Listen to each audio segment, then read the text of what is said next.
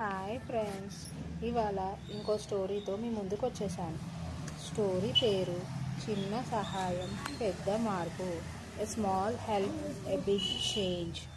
ఒక అడవిలో చిట్టి అనే చిన్న ఉడత ఉండేది. అది ప్రతిరోజు చెట్ల నుంచి పండ్లు సేకరించి తన కుటుంబానికి తీసుకెళ్ళేది. ఒకరోజు ఒక చిన్న పిచ్చుక గాయపడి ఎగరలేక చెట్టు కింద ఏడుస్తూ కనిపించింది.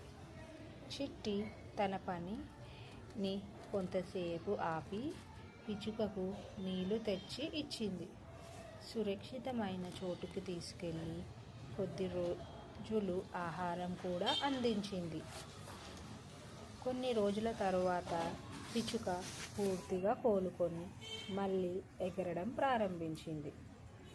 అది చిట్టికి కృతజ్ఞతలు తెలిపి, నీ చిన్ని సహాయం నా జీవితాన్ని కూడా మార్చేసింది అని చెప్పింది.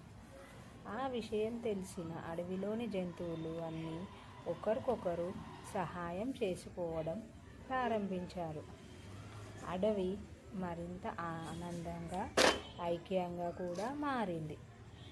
ఈ కథ నుంచి తెలుసుకున్న నీతి ఏమిటంటే, చిన్న సహాయం కూడా ఎవరి జీవితంలోనైనా పెద్ద మార్పును తీసుకురాగలదు.